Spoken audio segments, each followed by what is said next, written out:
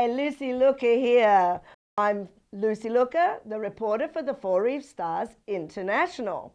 And this month we have a lovely guest who is also a world traveler and also a writer and a script writer for films. Oh my goodness, Virginia Mariposa Dale has done so many things. I met her several years ago, and it's so lovely to have you with us. I'm so glad you could make it today, darling. It's great. Can't wait to hear all about your life. I know that I have a couple of your books, one, Never Marry in Morocco, and I think the other one is called The Bushy Twins. Yes, I have done a bit of pecking at the typewriter in my day, and it's been fun. I enjoy writing. By the way, call me Ellen. Oh, Ellen. It's Ellen tonight. Just call me Ellen. Just call her Ellen. Okay, so and forget Ginny. I'm as beautiful and rich and famous as Ellen. And anyway, we'll forget all this other stuff. And yes, of course, I've made a movie because I have all these fabulous producers begging me to make movies all the time. Only I ended up paying for it somehow, because I must not be very smart. She's an entrepreneur, though, and don't we all pay when we're entrepreneurs in the entertainment field? Yes, we do, because we want to work for ourselves. Let's remember what this is all about. The Foreave Stars International are all entrepreneurs in their own right, whether they, no joke to Ellen here, but just in case you get her muddled up with Ginny, this is just one of her other personas, I guess, just like Lucy Looker here writes for the Foreave Stars International. So I'm going to obviously ask you what you would like me to put at the bottom as you're speaking, because I don't know whether to put Ellen or Virginia Mariposa or Dale or who knows. Ginny's a writer. Those writers hide lots of secrets. So we're going to try and get that key today and unlock some of those secrets. And let's hear how did you get started in this world of entertainment, of writing? At Santa Barbara Adult Education in Bill Richardson's creative writing class, which was a stupendous class. We wrote a short story every week, mailed it up to him on Mountain Drive. He faithfully read them, and then he'd come back and sit in class, and he'd sit next to us for an hour, and he'd speak to us in a kind of code, like, "You're getting warmer." And every now and then he'd really like something someone wrote, and he'd read a little bit. He himself is a fascinating person. I think he's still among us. Wow. He lives on Mountain Drive in a house that he built himself. Wow. So what I'm getting here is that you must have got really hot. He's saying you're getting warmer, but you must have got hot, because you have two books that I know about, and I've been following your career as an entrepreneur, and you are now doing film. I mean, what kind of films? And a lot of films. I know. I've heard a lot of stuff about you. Oh, goodness, I didn't know I was that hot. Oh, you're popular. Anyway, I started writing screenplays because I kept getting these little rejection notes about this large from New York firms. You know, there are only 5 of them, Knopf, Random House, Doubleday, saying, "Thank you very much, but this does not meet our needs." Well, you send somebody 100 pages, 200 pages, you've sweated over it for 10 years. It took me 20 years to write Never Marry in Morocco, which was about my experience. It was an amazing book, yeah. In the capital of Morocco and Spain. I loved those places, actually. Anyway, so I wrote something for Hollywood, just a little script, and someone called me. An actual human being called me up. And I was so thrilled to talk to an actual human being that I switched from prose to scripts, which are much easier. Just a little bit of dialogue, a little description. And I started out writing about Percy and Mary Shelley and the Pison Circle. I loved poets. Wow. And they made 2, Shelleys from England. You know Shelley, Percy Shelley. Percy Shelley, I know He's that. one of the romantic, Lord Byron, Keats, and Shelley. They're the big 3 romantic British poets. All right, okay. And we don't follow him that much there. I think you follow him more in America. Browning was my one. I always followed Browning. Browning. Yeah, I always followed Browning. I like Browning. Bushy. Exactly. So, you know, what do I know about poets? I write poetry. I've heard of him vaguely. I write poetry, so. Oh, well, I do too. Yeah, write songs, so there you go. Oh, well, that's smarter. Yeah. But, yeah, well, so tell me, so more about the films. Well, anyway, so I wrote 11 screenplays, and I shopped them, and I went down to Hollywood. I went to pitch marts, pitching away, and then I got on inktip.com, and they would ask how many locations, budget, how many characters, and I went, duh. They want one location, they want 2, maximum 3 main characters, and they want a low budget because nobody can afford a $10 million script, and I've been writing things with 20 locations. It will cost at least $20 million to produce. Wow. Which is a total, you know, they just throw you in the trash. They throw most screenplays. Well, that's really good for the people out there that are budding screenwriters, you know, because you're giving them great information. I mean, there you go. When you write something, folks, you have to write it, as Ginny think of the just audience said. And think of the people. Think of the people who are going to be paying for it above all. Because probably Cecil B. DeMille, it would be very unlikely that he would pick up your script, seeing as he's been dead for a long time. Or any of the big firms. It would be someone small. And small people, such as myself, can afford maybe $20,000, maybe $100,000. I personally paid about $12,000 for my film. And anyway, I realized that what they wanted was horror. Horror. Horror takes place in the old Victorian house. You have 2 or 3 main characters. It's very simple. You know, you just write a bunch of stuff. And my teaching assistant, Robert Baruch, who's also a local letters to the editor writer, and so am I. We both write letters to the editor. He lives 4 houses down from me.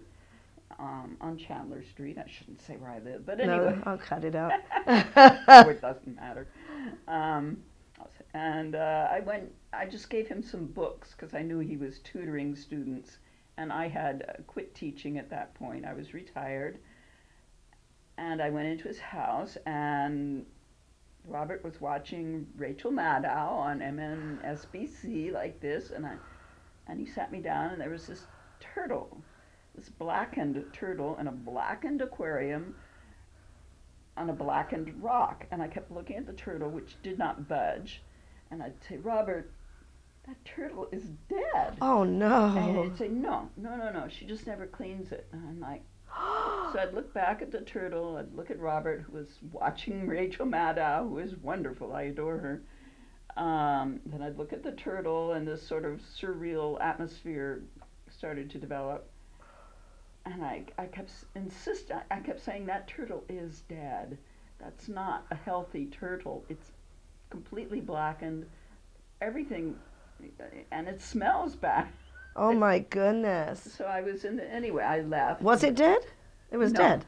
It wasn't dead. She never cleaned She just doesn't clean it? The next time I went in, the aquarium was sparkling. Oh. And the turtle was happy moving around, probably. Right, because I think Robert said something. Anyway. Oh my goodness. So, but I went home and I started thinking of this rather reclusive cousin I had, who was living in my late aunt and uncle's house, and he had never lived anywhere else, and he was possibly getting evicted. And anyway, so this plot started forming in my head. And when you've written already 11 screenplays and you've always got plots running around in your head, everything becomes a movie to you, or you can spot them, you sense them. Anyway, so I sensed an easy movie of, you know, or a psychological horror movie of the young couple moving into this house to renovate it, you know, as a fixer, and the reclusive, my cousin sort, not really moving out and spooking them. Good grief.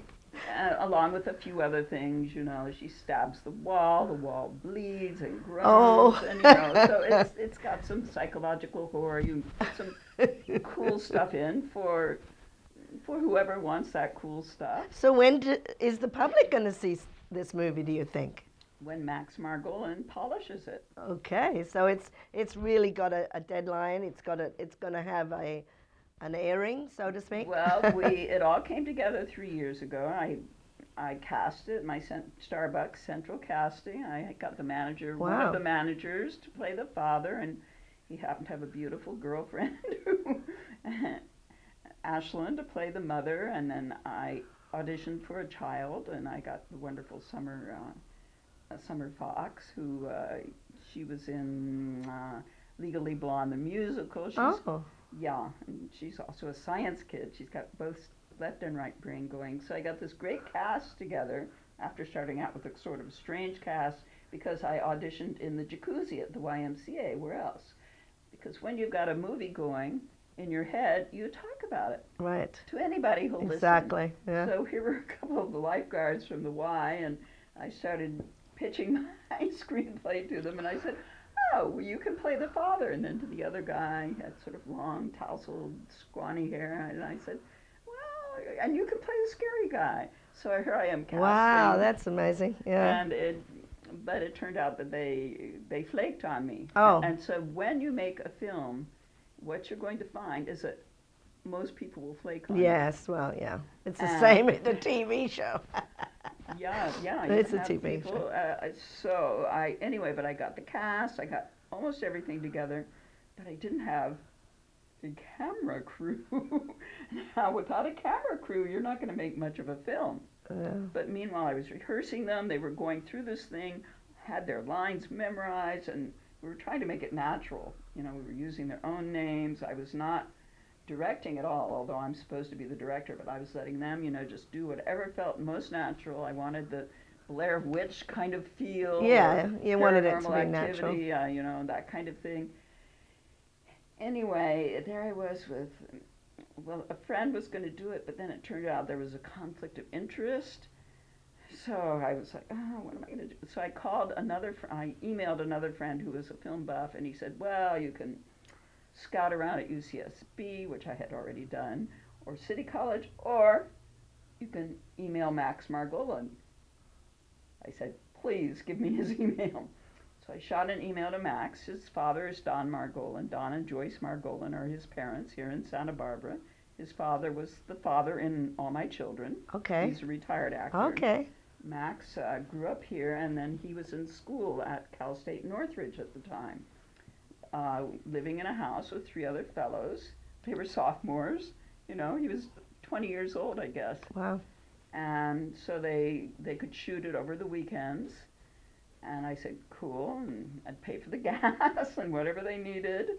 And he didn't have a camera yet. So to pay him, I said, well, I'll pay for your high-definition Sony, which is what he wanted. So, we got it all together, and I rented the bottom part of a friend's old Victorian house near Cottage, and we commenced. And I also got a fellow who had been, living at the Falding and had kind of a rough life, to be a scary, spooky guy. Wow, so in actual fact, you've now got it in the can, so to speak? It's in the can, except Max is now, he's doing the editing and 3 stuff. years, he's done the editing, all except for one tiny piece, one tiny shot. Right. And he's got to polish it, but he's doing the Green Girl. The Green Girl was the girl in Star Trek. Oh, okay. And it's a documentary, a feature-length documentary with all the footage of, the dead celebrities, as well as Margaret Mead, commenting, because this was the first completely interracially integrated TV series on American television, so it is historically significant. Wow. So you've had to be pushed behind for a little bit while he gets on with that. So do you have a date that maybe the audience would like to know when this film is actually going to be in Warner Santa Barbara? We'll release it on June 3rd with a great deal of fanfare. Come on, I have to send it to film festivals. I have to bust my little derriere.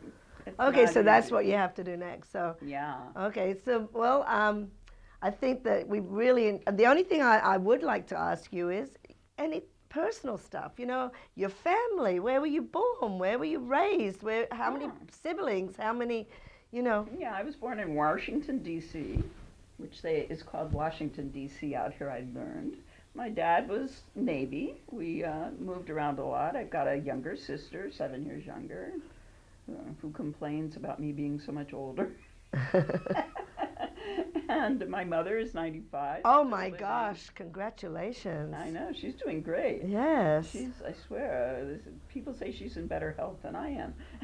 That's amazing, isn't it? We have Incredible. longevity on both sides. We live forever. Disgusting longevity, so you know what that means. Really nasty people. Well, Anyway. is there anything else you'd like everybody to know out there? Well, just find interesting projects, follow your heart. Don't take computer science. Don't take accounting, business, etc. Don't do all those things they're telling you to do. Immerse yourself in things that you love, Yes. in literature, in the arts, and just push yourself, take jobs on the side, you know, whatever it takes to keep going, and you will live to be a very happy 95 like my mother. Well, thanks, Jeannie.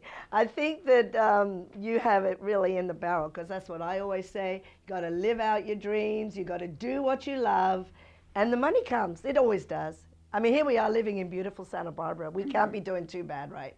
So anyway, everybody, Jeannie Mariposa Dale, or Ellen as she wanted to be called today, but that's just today. You never know what she might want to be called tomorrow. Oprah. Oprah, there you go. Lovely to have you here, Ginny. Thank you. Maybe you can let me know more about your life, and especially when the film comes out, I will let everybody know. It will. Don't worry. It will. Max is going really great. It will. So I have. You have a lot of things in the can that you're doing, so this is great. Ginny has a few films, and as I know, she has 2 books. Never Marry in Morocco is definitely one, and of course, The President. Bushy Twins Yeah, the Go to Bushy War. Twins Go to War, which is all about President Bush's children, which is very funny. You need to read that book. Anyway, everybody, take care. Lucy Luca saying bye-bye for now.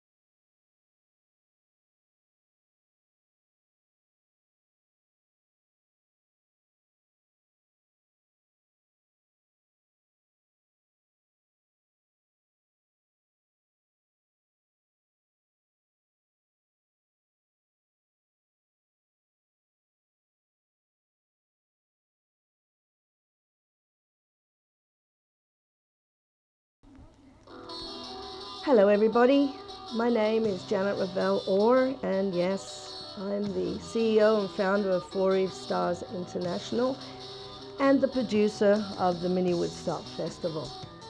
I thought it was time that I talked to you people all out there, our viewers in Santa Barbara, and I want to say thank you very much for your attention over the last year. It's been a lot of fun. This has been a dream of mine since 1978. Long before that, I've always been a performer, written stories, made characters up, and I am Janet. And then many people wrote to me and said, well, who's Janet? So I just thought I'd let you know that this is Janet. I'm me right now. Lucy Looker is one of my characters. She's the reporter that I brought out to report on all the Foreave Stars International. Tutu, as you all know, if you've been watching the show, she works with the young artists, entrepreneurs who have dreams for their future. And then there's Ravel, who I brought out of the UK bands, including Coop, as the world's first motoring superstar. She's a singer, songwriter, and married Dan Orr, musician. And they both brought two beautiful children into the world, Arthur Orr and Idonna Rose Orr. And that was the dream that I wanted. I wanted to live the life as a rock and roll star, but I didn't want to have to lose Janet, which is myself. So I created myself out of Ravel, Foreman, and a lads band in the United Kingdom, and produced the record and starred as Ravel all around England and Europe and Australia, and was like an underground movement that I put together for everybody to enjoy, hopefully that you are out there, an entertaining show. Well, I'm here today because I wanted to let my family know all around the world that yes, Janet still does exist and she still is alive. And of course, she sits in the background and she does everything to keep the whole Foreave Stars International Cooperative together. That's what Janet does. That's what I do. Once again, thank you so much, everybody. And any of you musicians, performers, actors, entrepreneurs, please, give Janet a call, give Janet an email, give us a call. Let us put you on the show. Let everybody out there see how talented you are, so that you can enjoy your life as an entrepreneur and an individual artist. So I'm going to sign off right now. Hope you do enjoy this month's Mini Woodstock Festival, and keep watching, everybody, okay? All right, bye-bye for now from Galita in California at the Dream Machine USA. Bye-bye for now.